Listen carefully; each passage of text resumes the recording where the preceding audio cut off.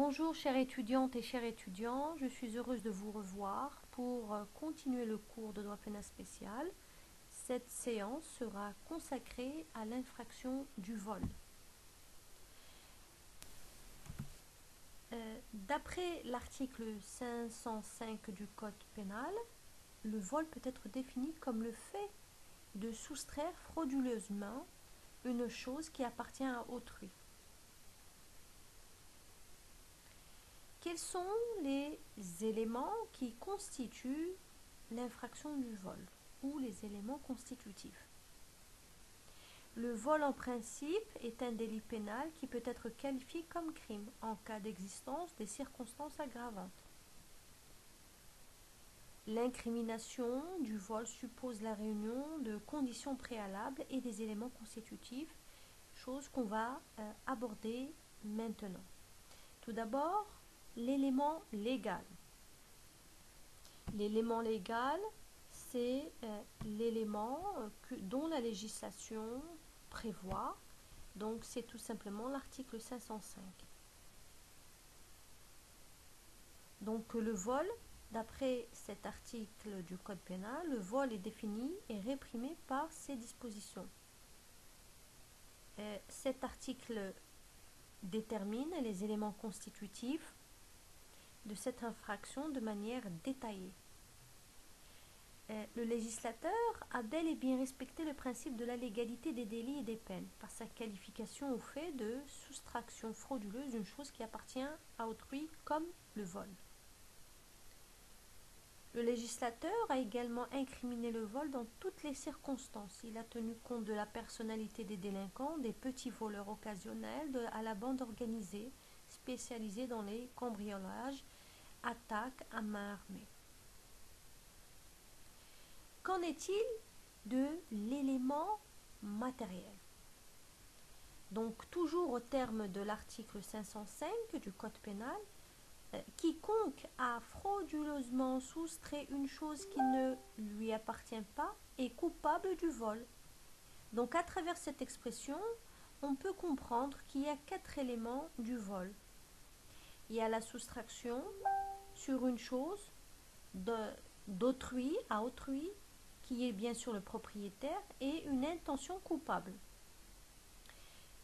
Qu'est-ce qu'on entend par la soustraction? Donc, soustraction, c'est tout simplement prendre, enlever, retirer, ce qui implique un maniement matériel et manuel de la chose par le voleur.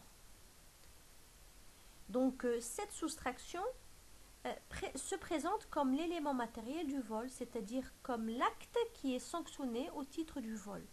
Donc, c'est la matérialité de l'infraction. Donc, la soustraction, c'est comme une action, un acte positif de déplacement physique de la chose. Donc, c'est une soustraction matérielle et il y a un résultat par la suite. Cette soustraction est un élément primordial pour la constitution de l'infraction du vol. Sinon, on ne peut pas parler de vol. Donc, comme je l'ai dit, cette soustraction matérielle, c'est tout simplement enlever, l'enlèvement de la chose. Et cette soustraction est un acte manuel accompli à l'insu ou contre le gré du propriétaire de la chose. Donc, on peut voler en présence du propriétaire de la chose en le paralysant, par exemple.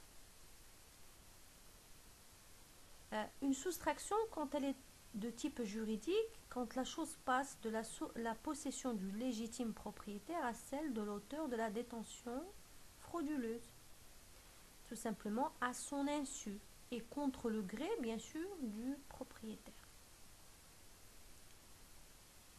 L'objet du vol ou la chose soustraite.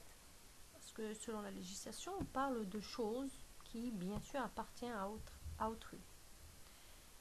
La chose que l'on peut soustraire, enlever ou prendre, ça ne peut pas être qu'une chose mobilière. Il ne peut s'agir d'un immeuble. La soustraction de choses suppose la mobilité. On peut parfaitement voler le titre de propriété d'un immeuble, d'une personne ou d'un service téléphone, par exemple. Cependant, on peut soustraire des immeubles, par exemple les immeubles par destination, par incorporation, même des immeubles par nature. Le vol peut porter sur tout objet corporel, par exemple animal, une lettre, des écrits, des objets. Objet, qu'en est-il de l'objet en tant que chose? On peut soustraire, enlever, prendre, selon les dispositions de l'article 505 du Code pénal, un bien matériel et que ce bien doit être de nature mobilière. Donc les choses matérielles sont des choses susceptibles d'être volées, les biens matériels ou corporels, l'argent, les bijoux, les meubles meublants, les véhicules, etc. Cette chose dont énonce l'article 505, cette chose soustraite doit appartenir bien sûr à autrui. Il faut que la chose soit appropriable, ce qui exclut le vol d'une personne humaine, bien sûr. L'être humain n'est pas une chose, on ne peut pas qualifier cette action comme enlèvement, séquestration, qui sont des infractions contre la liberté individuelle, non des infractions comme le patrimoine. La chose volée peut être la propriété d'une personne morale, particulière ou privée. Et ce qui est très important de retenir, c'est que cette chose doit appartenir à autrui. Elle ne doit pas être la propriété de l'auteur de la soustraction, bien sûr. Ainsi, les choses n'ayant pas de propriétaire ou étant abandonnées ne peuvent pas faire l'objet d'un vol. Qu'en est-il de l'élément moral? Bien sûr, on est toujours dans l'explication des éléments constitutifs de l'infraction du vol. Le vol est une infraction volontaire, par définition. On ne peut pas voler par erreur. Et c'est au ministère public d'apporter la preuve de ces allégations, bien sûr. Il doit y avoir soustraction frauduleuse. L'objet du vol passe de la main du propriétaire légitime à l'auteur du délit et à son insu, c'est-à-dire contre le gré, bien sûr, du propriétaire.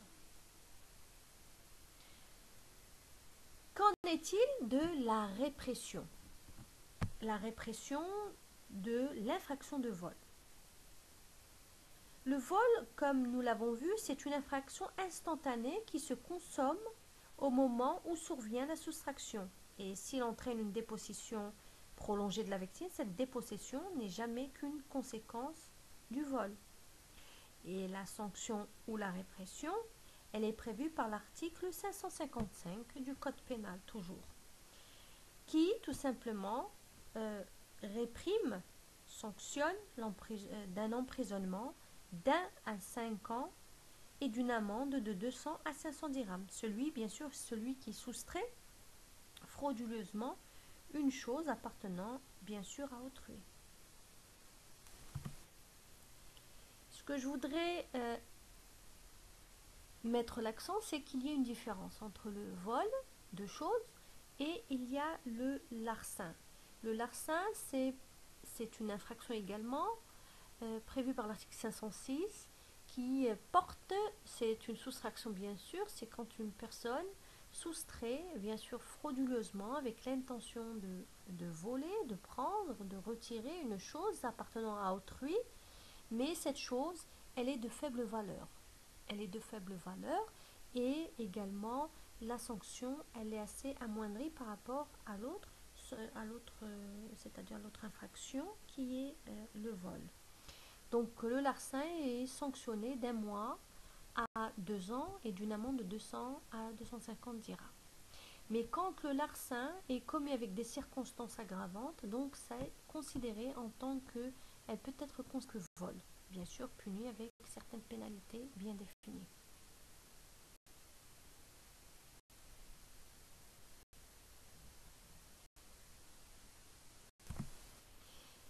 Nous allons maintenant évoquer les différentes circonstances aggravantes du vol et les circonstances atténuantes du vol.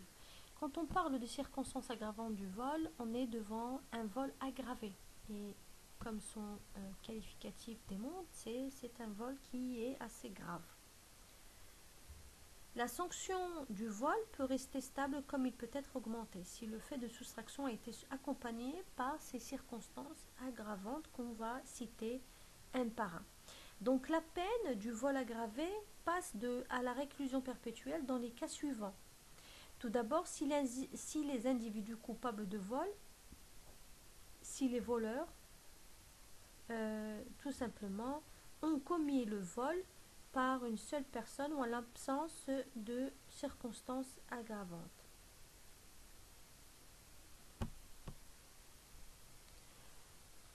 Donc ça veut dire en d'autres termes que si les individus coupables de vol avaient en leur possession une arme. Donc ici, c'est une circonstance aggravante. Donc la sanction, ça sera la réclusion perpétuelle. La même peine que je viens de citer est applicable pour les coupables qui détenaient une arme dans le véhicule motorisé. Bien sûr, qui a conduit sur les lieux de l'infraction.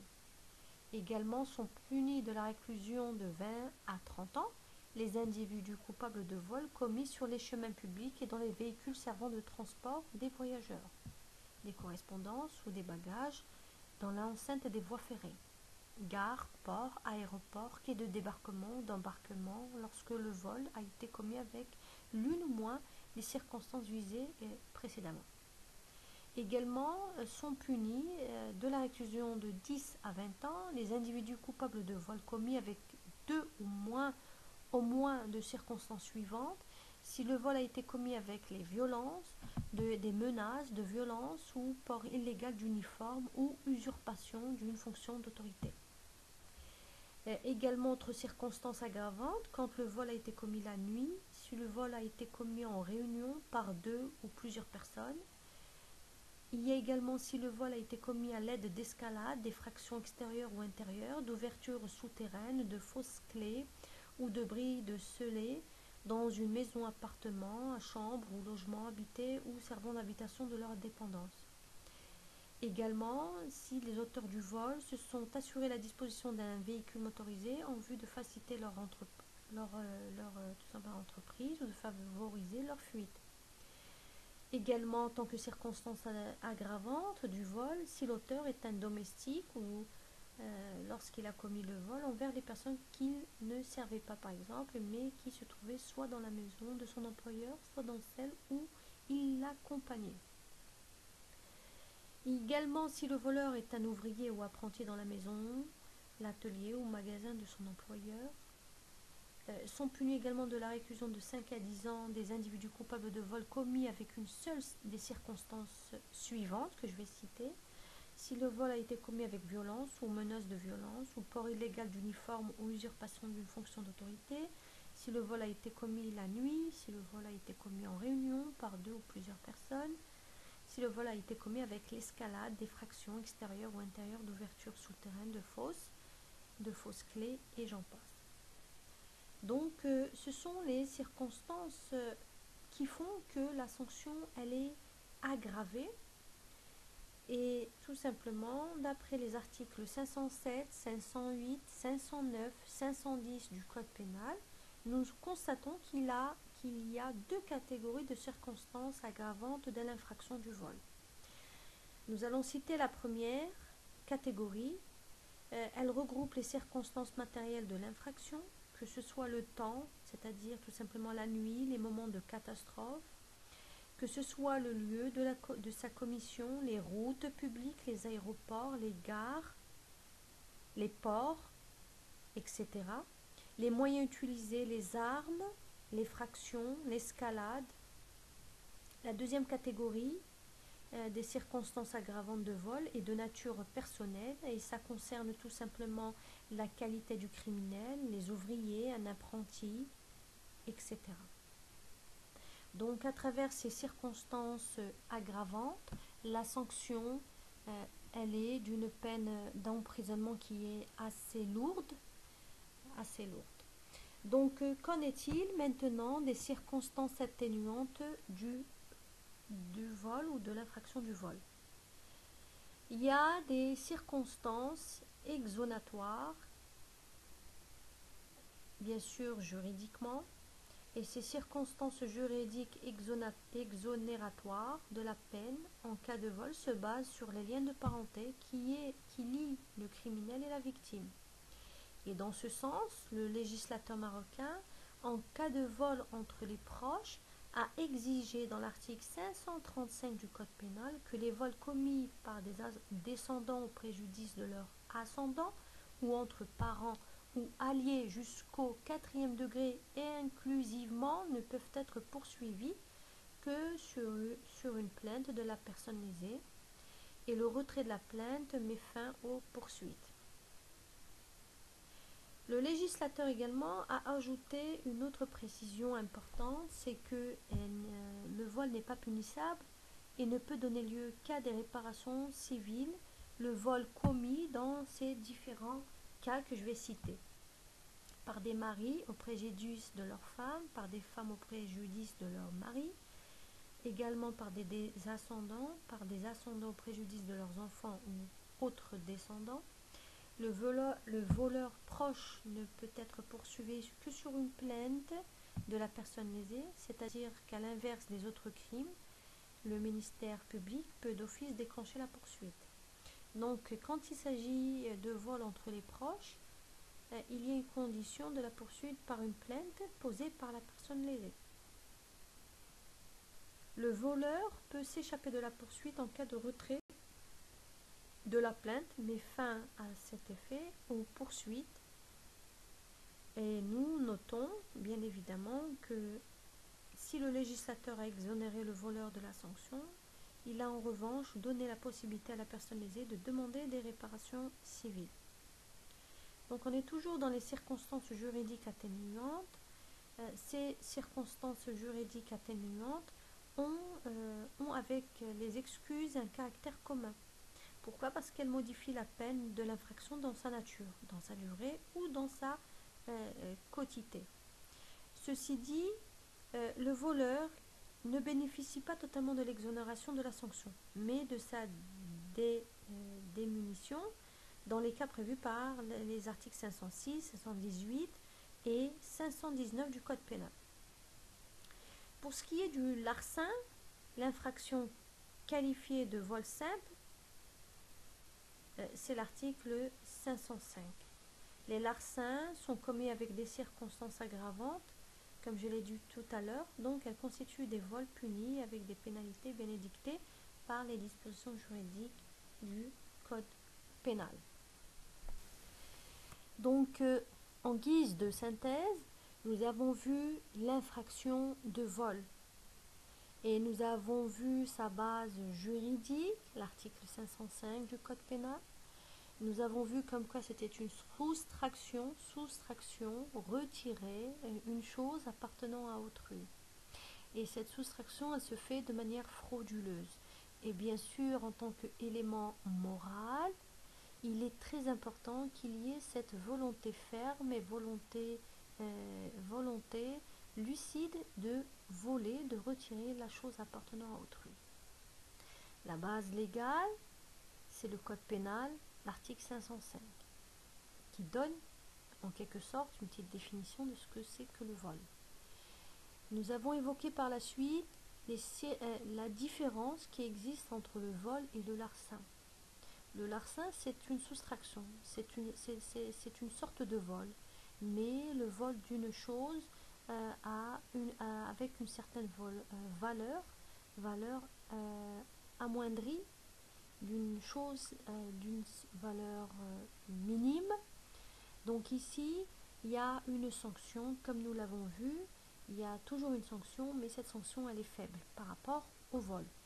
Mais nous avons dit également que quand ce larcin est effectué avec des circonstances aggravantes, là, c'est considéré en tant que vol, bien sûr, et avec les mêmes pénalités de cette dernière. Nous avons évoqué également les circonstances aggravantes.